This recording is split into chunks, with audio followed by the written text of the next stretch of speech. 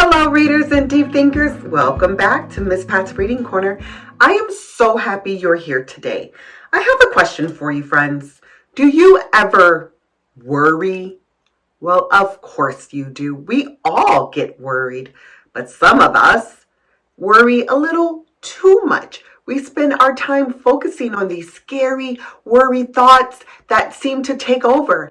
And when that happens, it's really hard to enjoy the present moment, to enjoy the event that you're at, or just the wonderful things around you.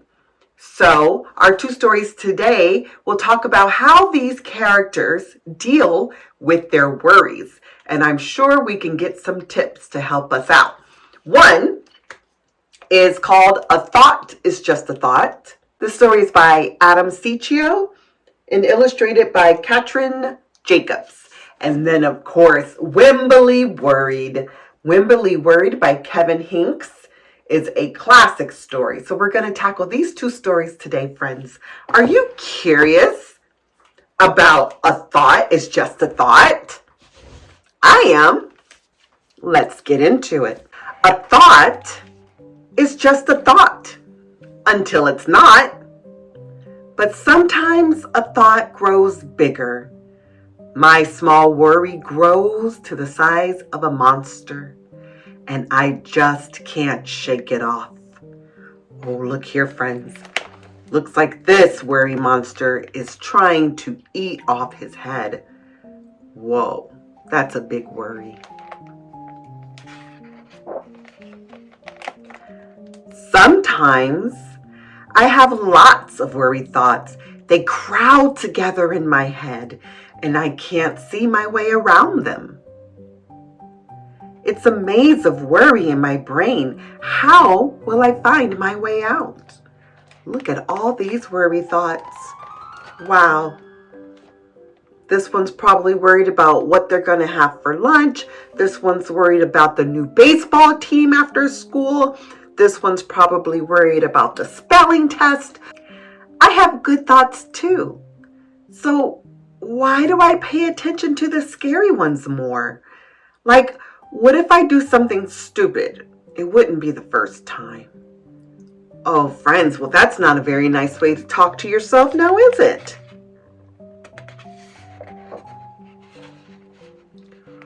Or, I'll never be as funny as my friends, so why should I even try? These thoughts prick and poke at me. I wish they'd just go away. Oh, look, and if you notice, he's not having any fun. He's not surrounded by anyone or any of his friends. He's only surrounded by his worry thoughts.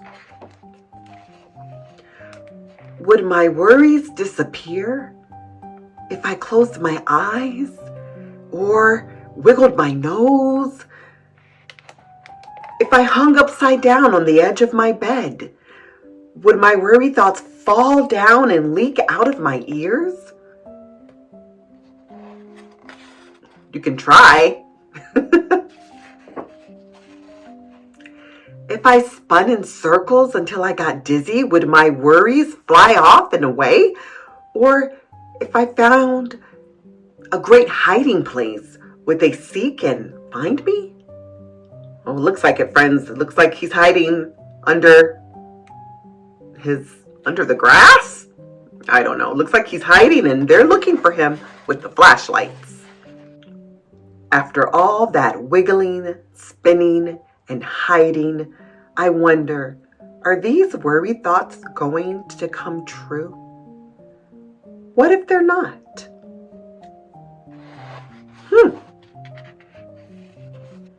That good thought is still there. If I could look at them both, the good thoughts and the bad, maybe I can figure out which to believe.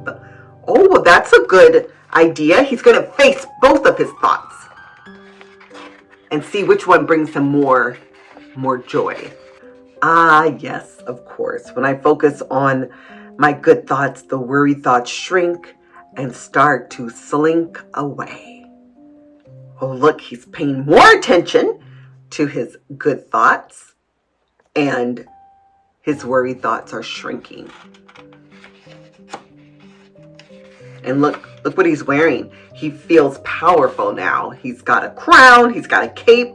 He feels powerful and more comfortable when he focuses on his good thoughts. Wow. Now I know that when a worry appears, it doesn't have to spoil my fun. I can be brave and focus on my good thoughts. All right. Look at him. He's scared to take that skateboard and go down the hill, but his good thoughts are saying, you can do it. You can do it. His worry thoughts are saying, no, don't do it. You might fall. But he's focusing on his good thoughts. He's going to be brave and give it a try. A worry thought can be scary, but only if you believe it. With my good thought trick, I can push those monsters away. Oh, wonderful. So look, the worry thoughts will not go away, friends. That's not what we're saying. The story is saying that when you realize that you're worrying about these worry thoughts and what might can happen, you want to quickly take a deep breath and switch to your good thoughts, like thinking about your family, thinking about your brothers, your sisters, thinking about how good you feel when you accomplish something and try something for the first time. So those good thoughts will outweigh the bad thoughts. Oh, what a wonderful story. So if your worries come around and your mood starts to sink, always remember, don't believe everything you think. Don't believe everything you think, friends. Wonderful. Okay, now we're just going to move right into Wemberly Worried. So let's see how this character handles her worry thoughts. Wemberly Worried. Here we go, friends. Wemberly worried about everything.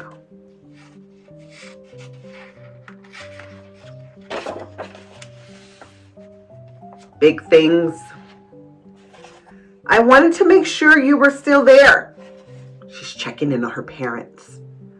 Little things and things in between. Mama, what if I shrink?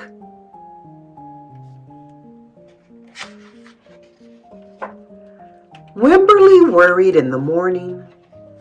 She worried at night. And she worried throughout the day. You worry too much, said her mother. When you worry, I worry, said her father. Worry, worry, worry, said her grandmother. Too much worry. And look, she's surrounded by a very loving family. And her grandma is wearing a shirt that says, can you read that? Go with the flow. At home, Wemberly worried about the tree in the front yard. What if it falls on our house? And the crack in the living room wall. What if it gets bigger and something comes out of it? And the noise the radiators made. What if there's a snake inside?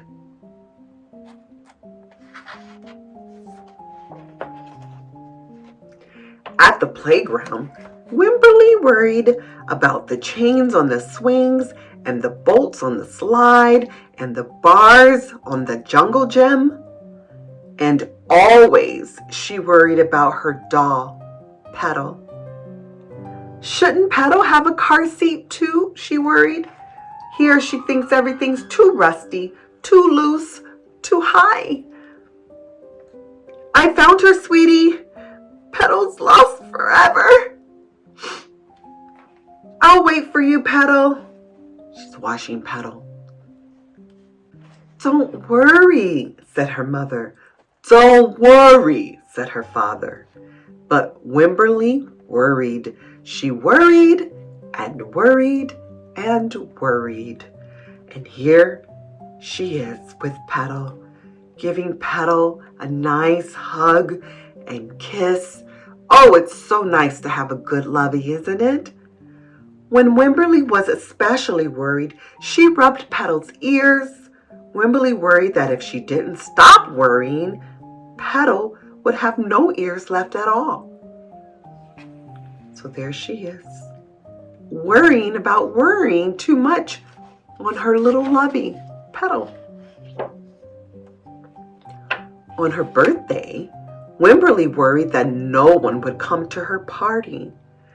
"See," said her mother, "there was nothing to worry about. This is the best present ever. I wish I had my birthday today. Look at all of her friends lined up to come celebrate her." But then Wemberly worried that there wouldn't be enough cake. On Halloween, Wemberly worried that there would be too many butterflies in the neighborhood parade. "See," said her father, "there was nothing to worry about. She's dressed up as a cute little butterfly, and look at the parade. I don't see any other butterflies. She didn't have to worry." But then Wemberly worried because she was the only one. Sometimes some of our worries are silly. "You worry too much," said her mother. "When you worry, I worry," said her father. "Worry, worry, worry," said grandmother. "Too much worry." Soon, Wemberly had a new worry, school. Wemberly worried about the start of school more than anything she had ever worried about before. Oh, school is starting soon. Her dad is thinking, "I loved school."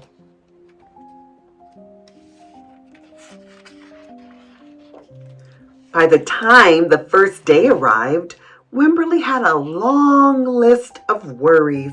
What if no one else has spots? What if no one else wears stripes? What if no one else brings a doll? What if the teacher is mean? What if the room smells bad? Ew. What if they make fun of my name? What if I can't find the bathroom? What if I hate snack? What if I have to cry?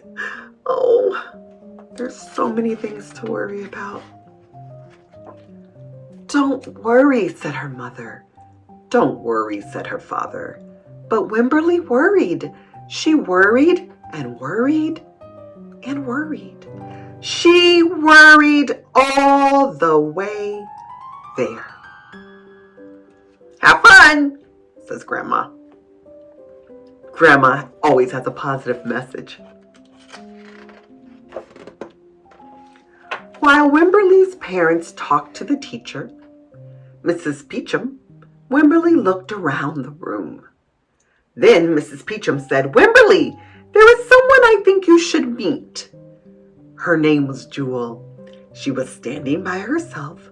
She was wearing stripes. She was holding a doll. Oh, look, there she is.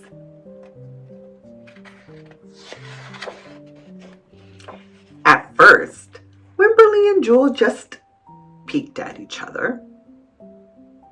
"This is Petal," said Wemberly. "This is Niblet," said Jewel. Petal waved. Niblet waved back.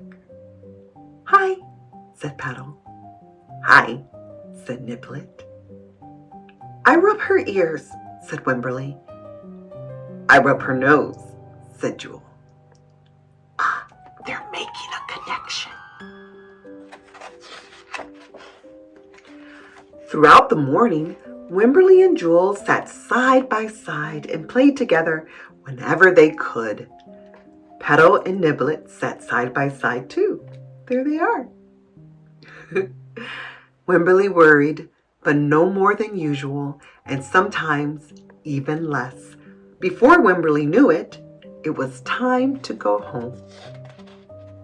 She looks like she had a good time at school today, in spite of her worries. "Come back tomorrow," called Mrs. Peachum as the students walked out the door. Wemberly turned and smiled and waved. "I will," she said.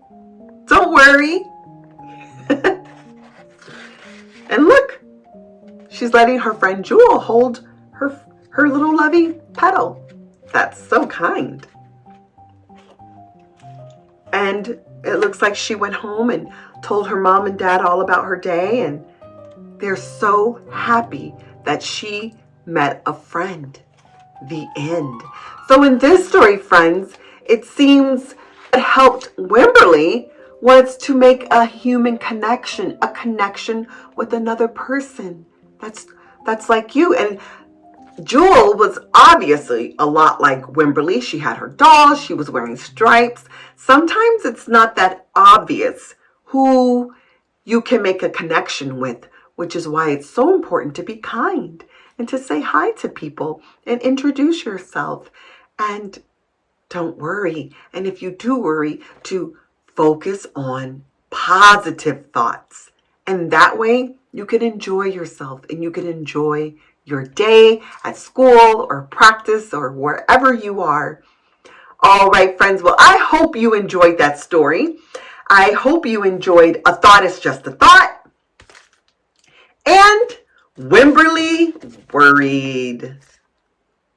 Until next time, friends, remember, be curious about the world around you, ask lots of questions, and read, read, read. Until next time, bye.